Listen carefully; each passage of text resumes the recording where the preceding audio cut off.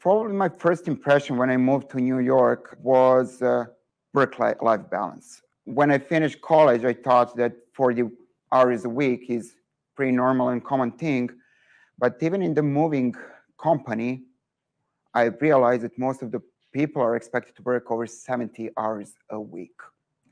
And at the time, that was shocking for me. But then after, when I met a lot of people from banking, I learned that they actually work over 100 hours a week. And that was something I never thought about. That was really the first lesson for me, and that the priority in New York is probably career and money making. My primary goal was to go into corporate because I always thought that's kind of the peak of the knowledge and kind of the highest complexity of business I could actually have. And when I spoke with people that I met and I told them what are my goals, they would usually tell me it's impossible. Their feedback would be, hey, you got a college degree in Serbia, you do not have any relevant experience in the States, and you do not have any peers in corporate that would actually recommend you. Obviously, that was not accurate. What really happened is that I had some disadvantages, like all of us do, and that it simply took me a little bit more time and resources than it would take for someone else. I got in the corporate, I got promotions even faster than some of my peers that got Ivy League degrees in the States. And the lesson here is that you shouldn't really ask anyone. You should think about what you want to achieve, and then it all comes down to the amount of resources and time that you actually need. One of the biggest lessons in New York. No matter how high you get, there is someone 10 times more successful than you.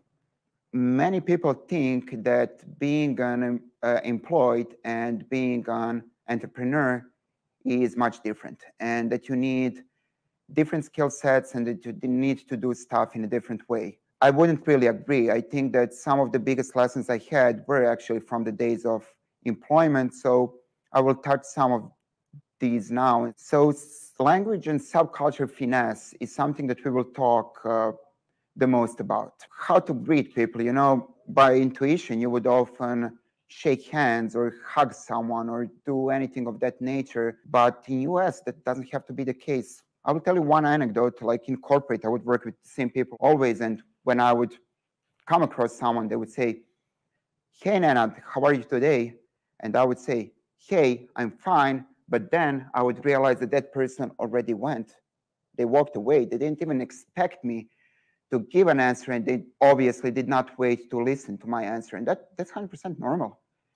In Serbia, we tend to be very direct. I would say that in America, communication is much more layered, that you always start with something positive. So even if there's something I don't really like, I would say, that was an amazing question.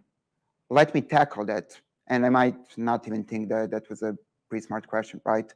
I would say, thank you for doing XYZ. It was amazing. And I would like also to mention, like, you would always wrap up things that you want to say.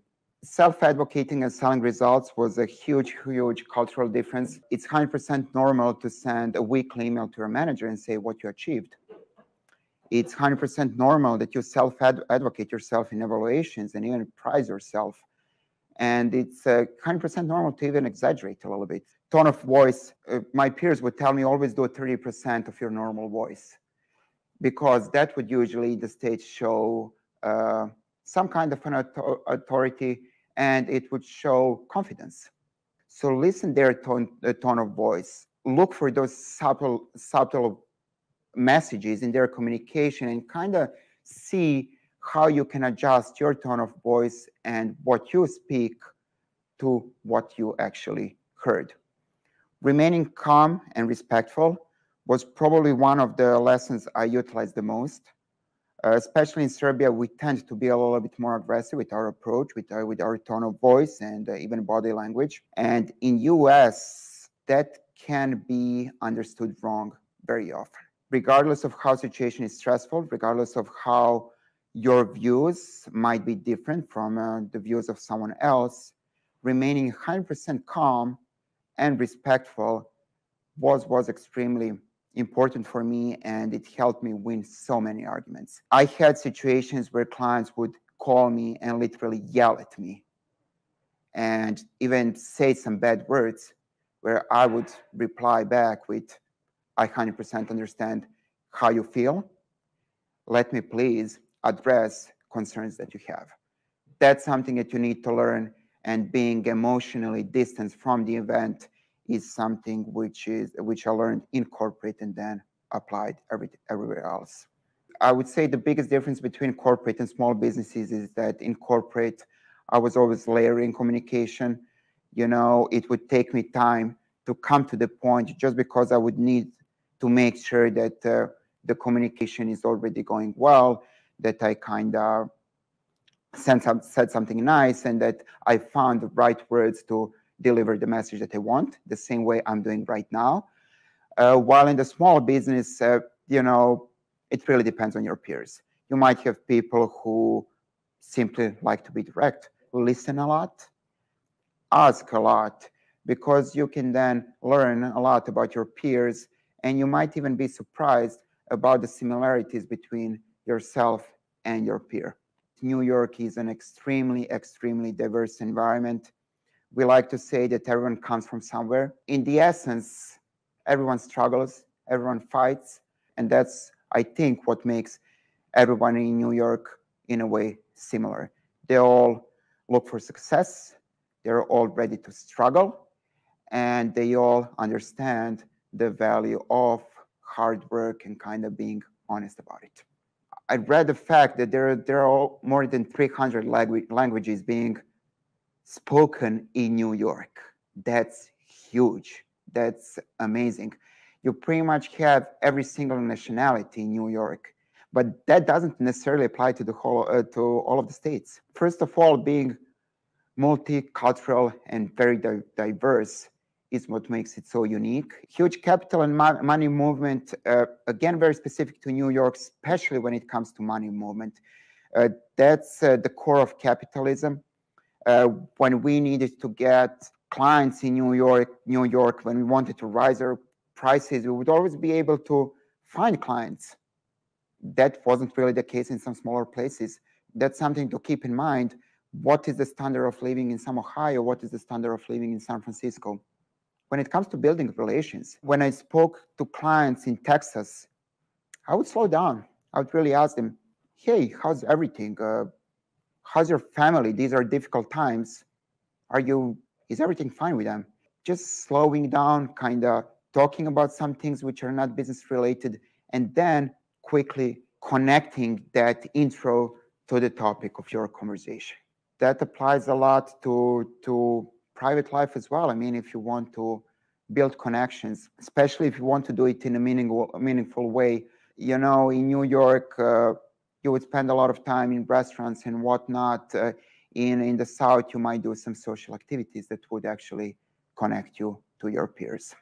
Positioning during the sales, this is, I think, something that applies to many markets, but especially to America, because everyone is there to succeed, right? And everyone is looking how to get advantage. When I was positioning myself during the sales, my first point was, what do you actually need from me? Like, what is your goal? I would actually be able to show authority and kind of connect what I'm doing with something that my peer needs. And this is also a very cultural thing. I would always offer guidance in a way that you never want to do power play in US. I would always position myself as a guide to someone who is the hero of the story. So I would ask, hey, what are you looking to achieve? I would position myself as someone who has knowledge and say, I will help you achieve that. In the States, perception is everything. If someone thinks that you're an expert, then you are an expert. I wouldn't say you need to fake it, but most of the clients that walked away from us had the best results. They simply had the perception that they shouldn't be paying for our services. And some of the clients that didn't have best results stayed with us for many years just because they did have the perception of being successful. And it really came down to statistics. By all means, I would say build soft skills to build relations. I was used to read a lot, especially psychology. I did psychotherapy for a while just to develop my soft skills. And I watched TED Talks just for the sake of listening to the intonation of speakers, just for the sake of watching their body language. That's, again, very connected to listening to client needs and kind of putting yourself into their shoes. Absolutely, do not be invasive, do not be overly aggressive, do not talk bad about literally anyone, because they tend to take things very personally and you just don't want to go there. Again, personal topics. I worked with people for 3 years, and on every single lunch, we would talk about weather, about sports, and about the food. And that was 100% normal. That's what they wanted to speak about, just because personal topics are personal. Talking about things you don't know about, same thing. Once you harm your reputation, really, it's done. In Serbia, we are kind of used to be experts about everything. In US, I think it's much more about being specialized, about admitting what you don't know, and paying someone else to do a portion of job that you don't know. And that's a huge, huge difference that will people actually respect. Once we manage to overcome cultural differences, once we manage to adapt to the conversation, and once we manage not to talk about what is better and what is worse, and just admitting that people are different, that cultures are different, and that's perfectly fine, we will cross that main bridge, and we will be able to utilize our expertise, our knowledge, and our talents. Did it matter I'm a foreigner with an accent? Yes, it did, just for me, just for my confidence. I thought it mattered. That's why I did. Once I realized that's not the key, that some other things are much more important, it stopped. It stopped mattering. It stopped being important. I'm still making mistakes when I talk. I still have a thick accent, but it did not stop me from being super successful in client relations, in sales, which are really fields that I wouldn't really say that I was overly qualified for. I'm just curious, looking at your signature there, which says Nenad Bjelos. Did you change your name in the US? Some of our salespeople use stage names. It matters when you're opening a conversation. When you have a warm lead and you want to make an intro, that's when it matters. When you're in a position to already be a person of authority, where your peer already has an interest, then it stops being important. So you need to look at what stage of sales process you actually are. My senior manager in corporate, so he kind of gave me an advice, Nenad, don't be so humble. Don't keep your head down. I was like, what? And he was like, you need to be aware of the qualities that you actually have. And most of you who come from other countries have lack of self-esteem. And I think this is very connected to it. When you go to US, you have accent, you do not understand the culture well, you're kind of disadvantaged. I would just say, if it's practical to kind of have stage names when you have conversation openers for your sales, by all means do it. But I mean, if I'm on a meeting with someone who wants to know about the digital marketing, my name is the last thing that he cares about. The balance between humble and assertive, and how do you combine those two? In US, everyone wears masks, 100%. You need, I was always trying to be socially intelligent and kind of judge every situation and every person for itself. And when I need to be more humble, when I need to be more aggressive, depending who you talk to. If I were to pitch to an investor, of course, I would kind of try to be a little bit more confident, even play a little bit with numbers, what most of the startups do. But, it depends on situation. Because I learned how to wear masks in US, and that was necessary for my success. People are not sincere. People are one thing in the business environment, another thing in private life. And that's why I said, do not go into personal topics. Do not joke. You have no idea what is behind. So I'm not saying they do not care about you. I'm just saying they have some social norms, some things that they learned, some elements of social interference which are simply, you know, there, and you kind of need to go with it. Mentioned that at the start of your talk is that you were really I'm gonna say you were really surprised by the work ethic in the US. You mentioned that people work 70 hours a week, which is like almost double what is normal, considered normal, at least in Serbia. You cannot really expect to work 40 hours a week, never work weekends, never work evenings, if you really want to be competitive in the US market. But again, by increasing your efficiency, by clearly communicating the goals and deliverables, I think you can actually balance it. Even in corporate, I didn't work more than like 50 hours a week. I remember like first time I got promoted to project manager, I walked in the office, people were like so stressed, like, you know, almost shaking. Like I was like, wow, I will die working here. And everything was fine. Like I managed like to work normal working hours. And as I said, like I even got promoted faster than some of those people who kind of showed they work like massive hours. Let's say if someone is trying to you know, start and develop business from Serbia with clients in the US, are there any signals that you should be sending? There are some tips, facts, numbers, especially with clients, presenting with facts, presenting with numbers, presenting with reports that talks much more than any compliment you would give to yourself or anyone else. When you work with US market, obviously you need to adapt to working hours. You have to expect to work in evenings. That's the price to pay. And then wearing masks.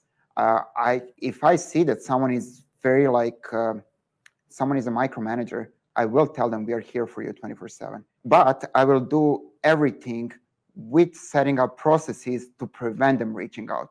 How do I mean? Especially in corporate, I had one person, she was on the client side, very high position, kind of overseeing all the budgets. She was the biggest micromanager that existed. She would call at 6 a.m., check what's going on with the project and stuff like that. Be a step ahead. I would send her daily reports. This is what happened. This is what we expect to happen tomorrow. Build that confidence. Tell her, hey, I'm here anytime you need me. That's what she's not. It was a lady she didn't hear often, and then she didn't have a need to actually reach out to me all the time because I understood where she comes from, and that's why I said listen, and then adapt to it. Like you do not want to confront someone. You know, making a balance, but again, setting up processes is the key to prevent situations where you would actually have that gap. How do you see with whom you sort of make the connection so that you report to them? How do you judge their character and their expectations, and then decide, okay, these folks will be getting one report in the morning, one in the afternoon, and these won't be getting any? What I would stress is deliver information. Don't deliver your interpretations. When it comes to people, that's why I said fake it till you have to. Developing those soft skills and kind of understanding who is a micromanager, who is not, is something that really comes with experience. I would always say it will never harm you to directly communicate results and to directly communicate information in some normal dynamics. That's leaving your ego on the side. Like your ways are not the best ways. Your ways are simply your ways. There are so many different ones, and that's it. That's a really, really important lesson, I think, for all of us to learn, that there's this saying in Latin, you don't discuss about tastes. We could say you don't discuss about cultures. You know, if that's a culture that is, you know, set in one way, you can like it or you cannot. But if you want to do business with those folks, you need to accept it. And there's no wrong or right. And again, look for silver lining. Like, even if you don't like it, what do you want to achieve? You want to have a good relationship, whether it's a friend or a business partner or whatever. Are immigrants who are already established in the US good first clients for people from outside of the US? Honestly, many of our clients are owned by immigrants. To some part, it was the nature of the industry. You know, in the moving and storage, many of the business owners are immigrants. So, you know, that's also about the target market. But yes, I did feel it a little bit easier to approach because it's a little bit easier to connect, especially if you make some meaningful relationships over the time. I just wouldn't go into the trap of limiting yourself. I mean, Americans are very open to doing business. Again, you said it yourself, everyone is there to succeed. If you prove that you will contribute to their success, they won't really care too much about other stuff. Of course, if you're able to respect all of those cultural finesses that we spoke about. You mentioned something along the lines of go to the US, be there in person as much as possible. Yeah. I would think it's obviously a great piece of advice, and this is something that I personally benefited from. If you can't afford that, Absolutely. That's not something that you should do. Is there any advice that you could share with entrepreneurs, you know, and professionals who like to engage that market? Very good point. Who might not, for any reason, either financial, administrative, or health reason, be able to go there? You don't necessarily have to be in US to work with US market. I mean, you can open a company in Delaware even without legal residence in US. You can buy just call numbers and, you know, do it that way. What you need to do, by all means, is approach yourself to the culture. If you cannot be there physically, do it in alternative ways. There's so many books. Let's say just one recommendation, quick, Social and Emotional Intelligence by Goldman. We live in 21st century. You can find so much material online.